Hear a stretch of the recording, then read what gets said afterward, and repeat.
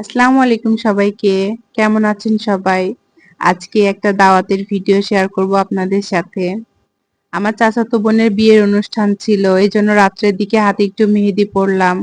আমাদের মতো মেহেদি লাভারদের তো সব অকেশনেই মেহেদি পড়তে হয়। আর বিয়েতে পড়বো না তাই কি হয় বলেন? এজন্য হাতে একটু মেহেদি দিলাম।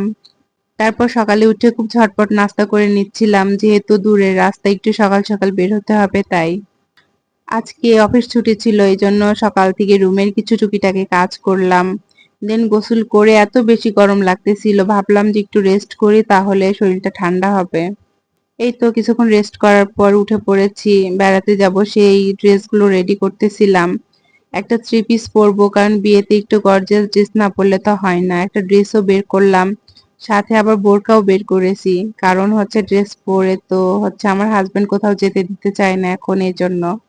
এই তো একটা বোরকাও বের করে নিয়েছি, সাথে ব্যাগ আর কিছু কসমেটিক্স আইটেম।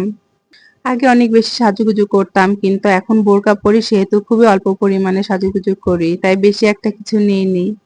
তারপর বাসার সবাই মিলে রেডি সেডি হয়ে বাইরে বের হয়ে দেখছি প্রচুর মেঘ হইছে। এদিকে আমার ছোট ভাই বাইকে যাবে এজন্য গাড়ির তেল ভরতেছিল আর আমরা দাঁড়িয়েছিলাম অটোর জন্য।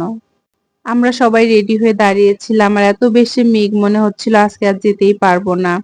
এভাবে কিছুক্ষণ ওয়েট করার পর আমাদের অটোটাও চলে এসেছে। এবার আমরা সবাই মিলে অটোতে উঠে পড়বো। যাব হচ্ছে আমাদের বাসা থেকে একটু দূরে, বেশ আধা ঘন্টা 40 মিনিটের রাস্তা, যেতেও সময় লাগবে। তারপর আমরা সবাই অটোতে উঠে পড়েছি। আর আজকে আমাদের সাথে একটা খুবই খারাপ ঘটনা ঘটেছে। আমাদের অটোটা যখন যাচ্ছিল বাম দিক থেকে হঠাৎ একটা অটো এসে পড়েছে। আর ওইটাকে যদি জায়গা দিতে যাই তো আমাদের অটোটা এমন ভাবে কাত হয়েছে মনে হলো যে আরেকটু হইলেই নদীর মধ্যে পড়ে যাবে। দাঁড়ান রাস্তাটা দেখাচ্ছে আপনাদের কোন জায়গায় এমন হইছে। এক পাশে মাছ আর এক পাশে নদী। তো আমাদের সাইডটা ছিল নদীর দিকে, ওই পাশ থেকে গাড়ি আসছিল, একটু হলে আমাদের অটোটা পড়ে যেত। আমি তো সামান্যতে অনেক বেশি ভয় পেয়ে যাই, অনেক চিল্লাপাল্লা করতেছিলাম। কিন্তু আল্লাহর রহমতে আমাদের কিছু হয়নি। কিছুক্ষণের মধ্যেই আমরা অনুষ্ঠান বাড়িতে পৌঁছাই গেছিলাম। আর যাওয়ার পর কিছুক্ষণ পর বরও চলে এসেছে। এদিকে বরের গেট ধরা হচ্ছিল আর আমি তো হচ্ছে বউয়ের বড় বোন, এই জন্য দূরে দাঁড়িয়েছিলাম, একটু শুধু ভিডিও করলাম।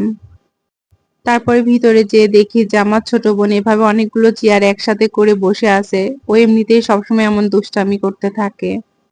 বর ভেতরে গেলে আমিও রুমে যেয়ে দেখি যে আমার চাচাতো বোনের, এটা হচ্ছে মামাতো বোন, পিচ্চিটা খুবই পাকা, ও খুবই দুষ্টামি করতেছিল তাই আমি ওর একটু ভিডিও করলাম। এই তো বিয়ে তো আগে থেকেই হয়ে গেছে, মোবাইলে ওদের বিয়ে হয়েছিল। ছেলে হচ্ছে প্রবাসী, এখন শুধু দেশে এসে অনুষ্ঠান করে নিয়ে গেল। এখানে হচ্ছে বর বউয়ের ছবি তোলা হবে, এই জন্য এক জায়গায় বসতে বলা হচ্ছিল। এখানে হচ্ছে বউয়ের বান্ধবীরা, মানে আমার বোনের বান্ধবীরা অনেক বেশি মজা করতেছিল। আর আমি দূর থেকে দাঁড়িয়ে দাঁড়িয়ে দেখছিলাম। তো এই তো কিছুক্ষণের মধ্যে কোণে বিদায় হয়ে গেছে, আমাদের অটো আসবে এই জন্য আমরা ওয়েট করতেছিলাম। কিছুক্ষণের মধ্যে আমাদের অটো আবার আমাদের নেওয়ার জন্য চলে গেছে। কিছুক্ষণের মধ্যে আমরা আমাদের বাড়িতেও চলে এসেছি। আজকের ভিডিওটা এই পর্যন্তই, খুবই ছোট্ট একটা ভিডিও শেয়ার করলাম আপনাদের সাথে। ভেবেছিলাম যে বিয়েতে যেয়ে অনেক ভিডিও ক্যাপচার করব, আপনাদের সাথে শেয়ার করব, কিন্তু সেগুলো আর করা হলো না। ইনশাআল্লাহ নেক্সট টাইম আরো সুন্দরভাবে ভিডিও দেওয়ার চেষ্টা করব। আজকের মতো সবাই ভালো থাকবেন। আল্লাহ হাফেজ।